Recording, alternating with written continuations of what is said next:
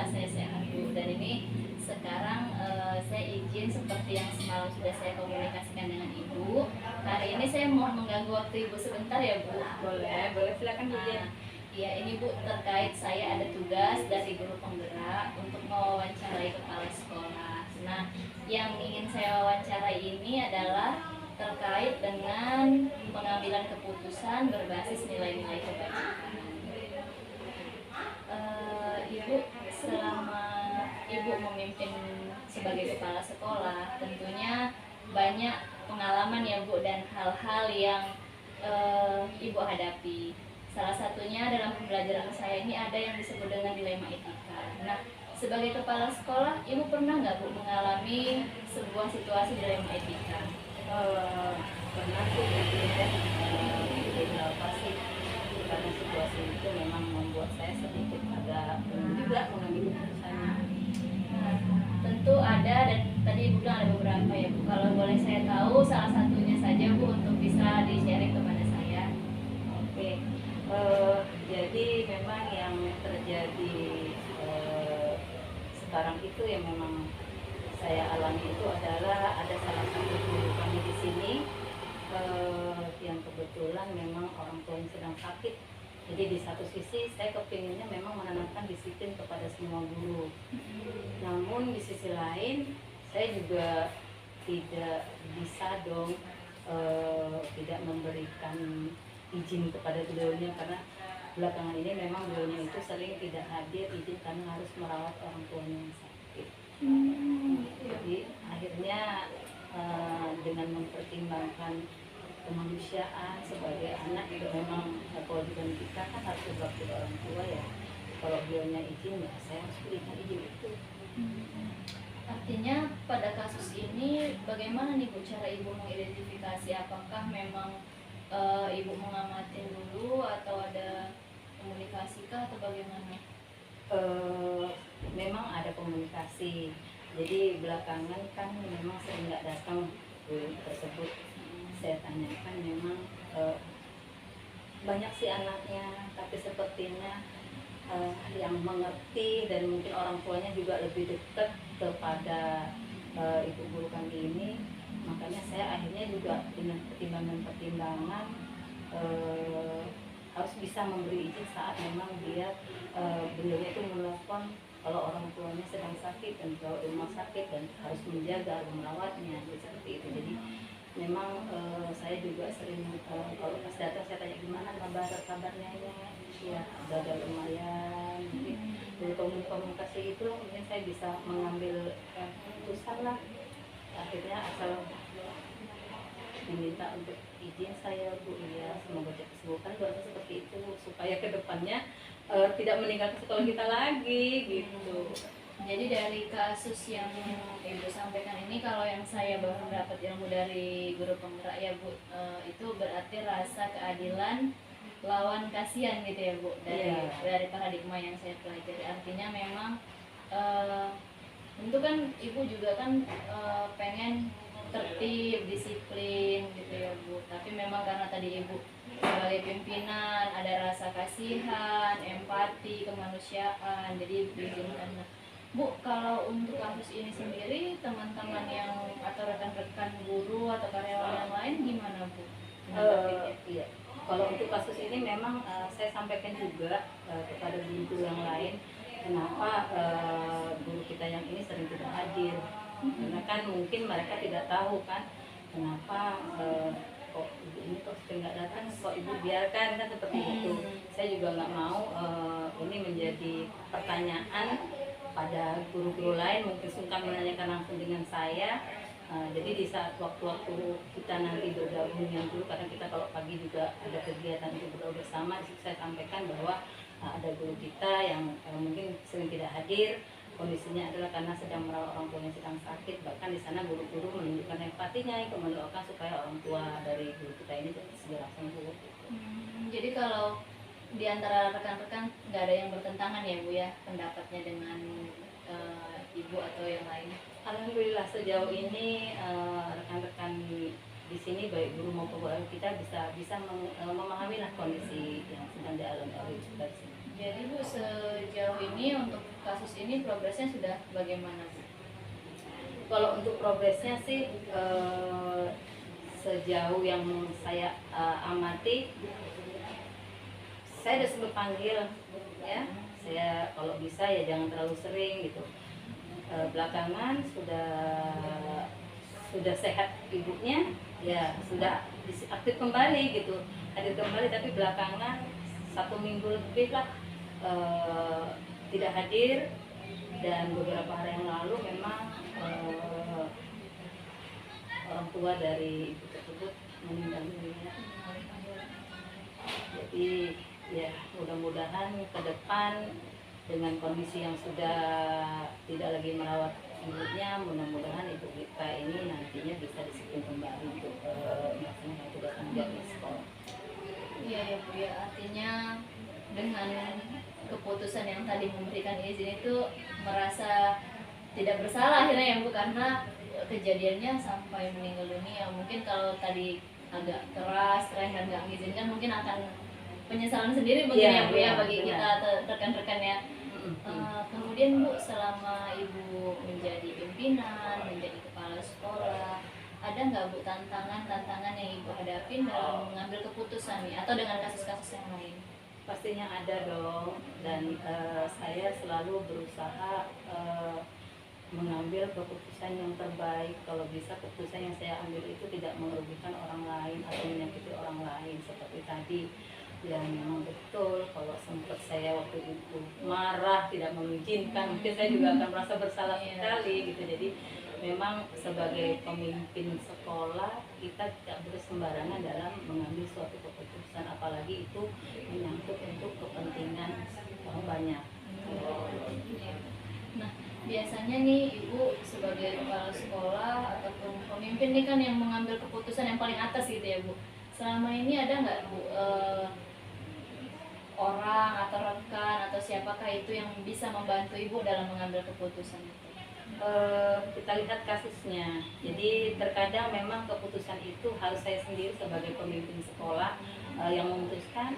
Namun ada kasus saya juga butuh pendapat orang lain, masukan orang lain seperti wakil saya atau guru-guru senior.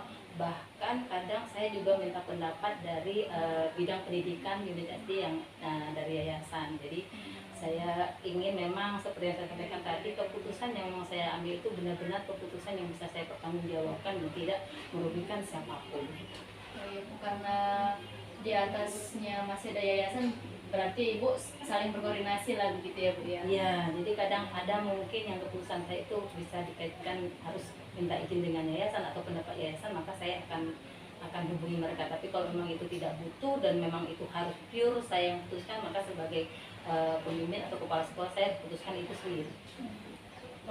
Kalau saya boleh tanya nih Bu ya, kan di atas pimpinan ini ada yayasan gitu. Tapi apakah suatu saat misalkan keputusan yang sudah ada di sekolah ini sampai ke yayasan agak bertentangan, gimana Bu kita nih sebagai pemimpin menyikapinya? Karena ini menarik ya Bu ya. Karena kan tadi dikatakan ada hal-hal yang memang harus kita sendiri sebagai pemimpin, ada juga yang harus kita diskusikan. Nah, ketika nanti di yayasan ini agak berbeda Bu, biasanya Ibu seperti apa Bu? Kalau agak berbeda, biasanya saya itu menjelaskan dengan fakta, karena yayasan kita ini sangat jeli. Jadi mereka itu kalau misalnya kenapa harus seperti ini Bu keputusannya, ya Bu dengan bla bla bla bla bla alasan saya yang bisa memang mereka pahami, yang memang mereka menurut mereka itu benar, jadi saya akan lakukan itu dan alhamdulillah yayasan bisa menerima. Keren ya Bu, karena memang ini kan menjadi dilema juga ketika kita ada keputusan terus berbeda dengan di yayasan. Tapi alhamdulillahnya selama ini Ibu, saya dengar tadi menyampaikannya dengan fakta, artinya apa yang alasan yang disampaikan itu memang benar-benar bisa diterima. Iya, benar. Ibu, dari apa yang udah Ibu sampaikan tadi, apa ya Bu pelajaran yang bisa kita ambil bersama nih sebagai bahan refleksi saya dan mungkin juga bahan refleksi untuk kita bersama dari yang sudah kita diskusikan ataupun kita Ibu sampaikan tadi? Jadi pada prinsipnya dalam pengambilan keputusan itu kita usahakan memang keputusan itu yang bisa kita pertanggungjawabkan kita upayakan tidak merugikan siapapun ya. Jadi memang kalau memang keputusan itu perlu dimusyawarahkan, maka kita harus musyawarahkan dengan kalau di sekolah ya dengan bapak dan ibu guru, supaya kita memang dapat keputusan yang memang benar-benar keputusan yang terbaik. Seperti itu Bu ya. Kalau saya ya Bu, dari apa yang sudah Ibu sampaikan tadi, bagi saya ini menambah ilmu baru sebagai calon CGP, di mana tadi Ibu mengatakan bahwa ada rasa keadilan lawan rasa kasihan, kemudian tidak hanya dengan guru yang bersangkutan, tapi yang menariknya Ibu menyampaikan kepada rekan-rekan guru bahwasanya apa yang terjadi dengan rekan yang satu sehingga bisa diterima. Artinya saya mendapat pelajaran bahwa sebagai pemimpin kita juga harus bisa menjadi pengayom ya Bu antara rekan-rekan kita, supaya tidak ada apa ya dibilang ya seperti bertentangan atau nggak menerima karena Komunikasi kadang-kadang kan jadi prasangka nggak enak ya Bu, benar kan seperti itu. Alhamdulillah ya Bu, saya juga hari ini setelah melakukan wawancara dengan Ibu ada juga hal-hal ataupun ilmu baru bagi saya. Terima kasih atas waktunya. Sama-sama Bu. Terima kasih ya Bu sudah mau meluangkan waktu, kemudian juga sudah berbagi mengenai kasus-kasus dan cara Ibu mengambil keputusan dalam memimpin sekolah. Sama-sama. Ibu, terima kasih. Saya izin melanjutkan kegiatan pembelajaran di kelas, karena tadi di kelas saya memang kebetulan ada mata pelajaran lain yang sedang diisi oleh guru lain. Kalau gitu saya izin pamit ya. Warahmatullahi wabarakatuh. Waalaikumsalam. Selamat pagi Bu. Pagi, apa yang bisa saya bantu?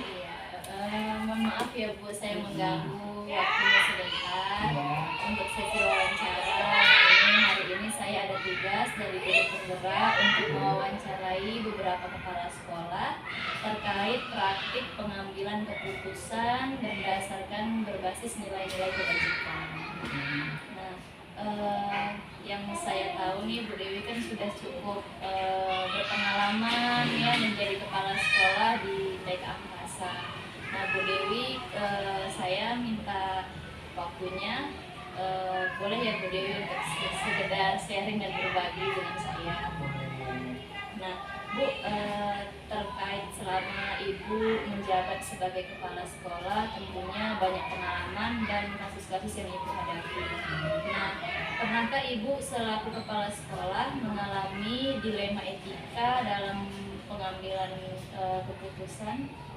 Oh, karena banyak kalau untuk TK ini, karena anak TK ini kan anak usia dini yang ibaratnya masih polos, yang belum tahu apa-apa, yang ibaratnya dari awal dari nol yang kita kelola kan. Nah di sini kebanyakan orang tua sih, pengaruh pola asuh orang tua sebenarnya. Nah kebanyakan orang tua itu bahwasanya anaknya di rumah seperti ini, di sekolah dia tidak tahu sosialisasinya gimana. Nah disinilah yang sering terjadi kesalahpahaman kepada orang tua. Misalkan orang tuanya suka memanjakan anaknya di rumah. Nah apa-apa selalu diberikan, misalkan ya baik HP, baik main apapun tidak bisa berganti dengan teman lain.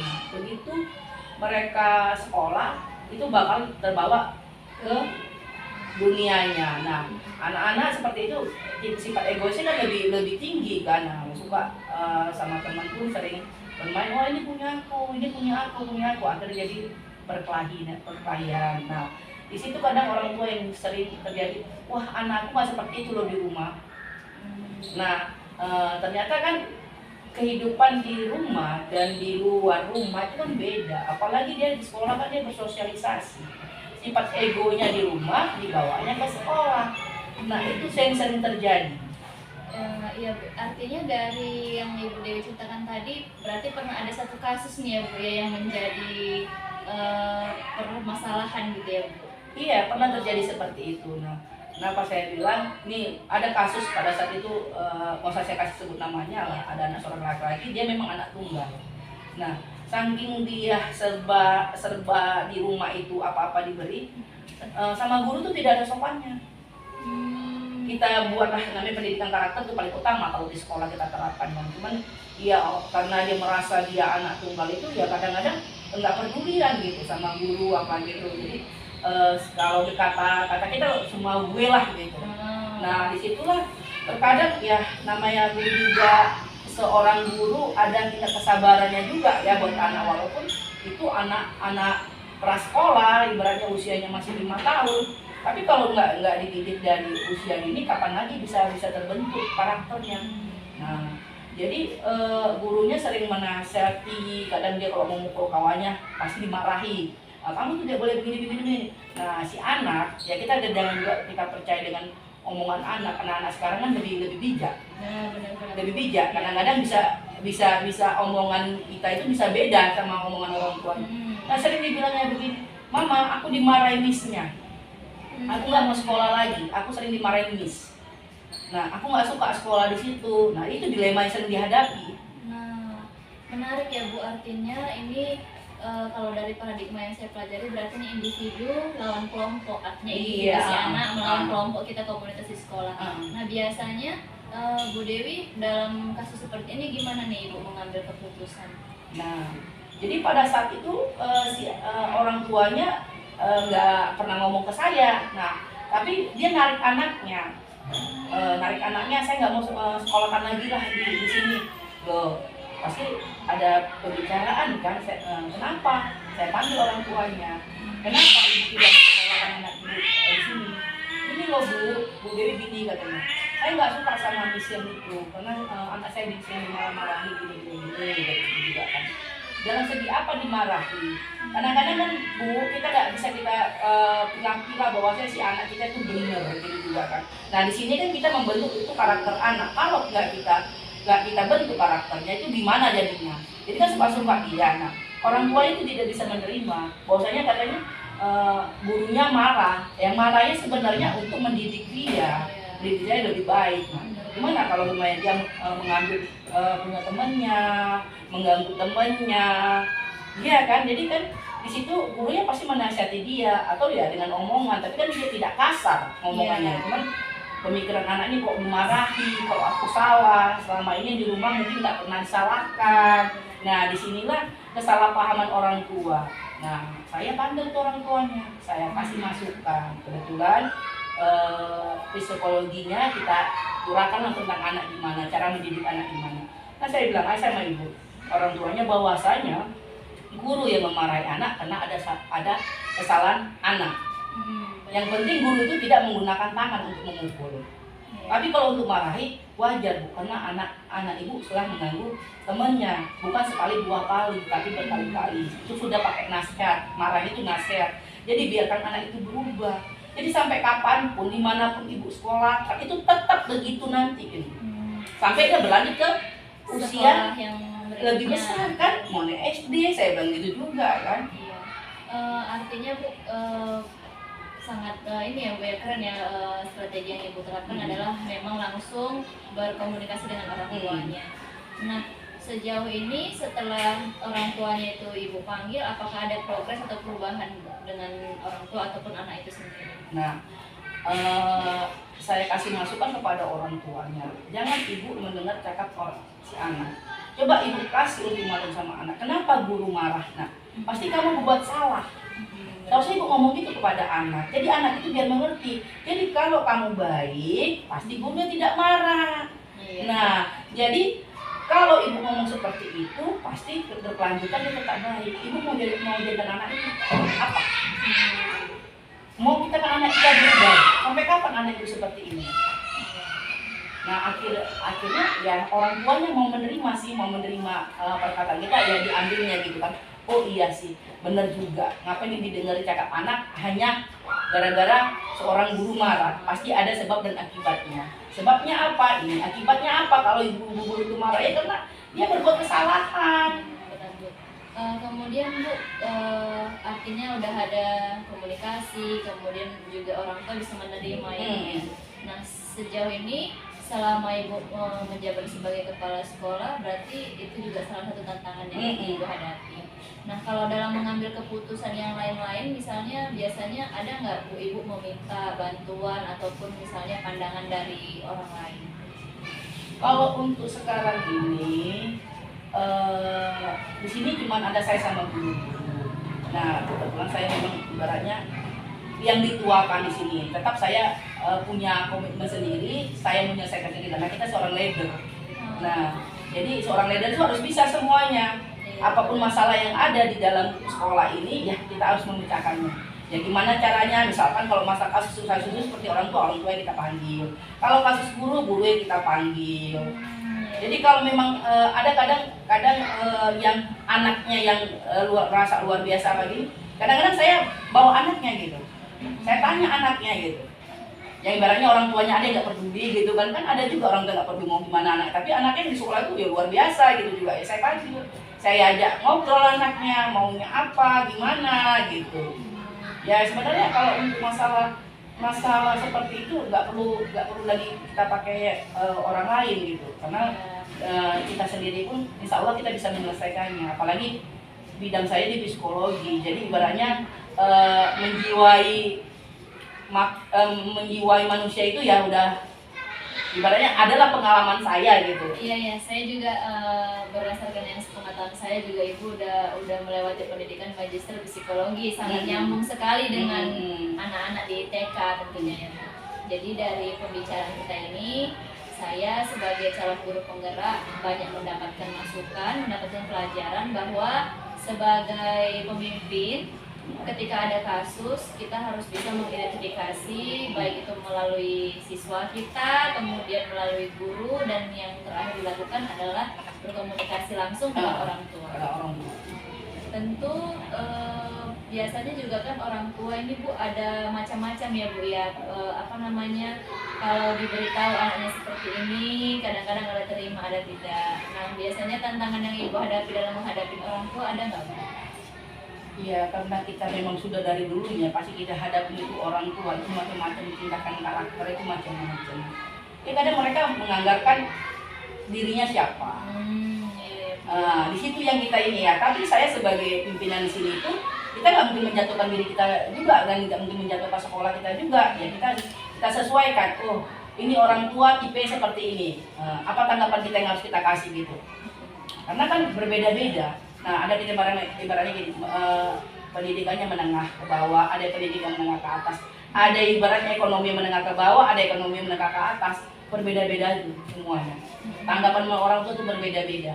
Ya karakternya harus kita sesuaikan dengan kemampuan kita berbicara dengan mereka. Jadi biar mereka bisa menerima masukan dari kita gitu. Jadi nambah lagi nih Bu pengetahuan saya bahwa dalam menghadapi orang tua yang beragam, kemudian artinya Bu Dewi juga sebagai kepala sekolah udah bisa memetakan ini orang tuanya karakternya begini, ekonominya mungkin mempengaruhi juga gitu ya, akhirnya bisa berkomunikasi dengan baik. Bu Dewi terima kasih banyak atas kesempatan yang diberikan kepada saya, waktu yang diluangkan, saya banyak juga belajar nih dari pengalaman Bu Dewi menghadapi kasus. Mudah-mudahan kedepannya ini bermanfaat bagi saya. Amin. Terima kasih ya Bu Dewi. Iya. Assalamualaikum warahmatullahi wabarakatuh. Izin saya melanjutkan kembali ke unit SD ya Bu. Iya.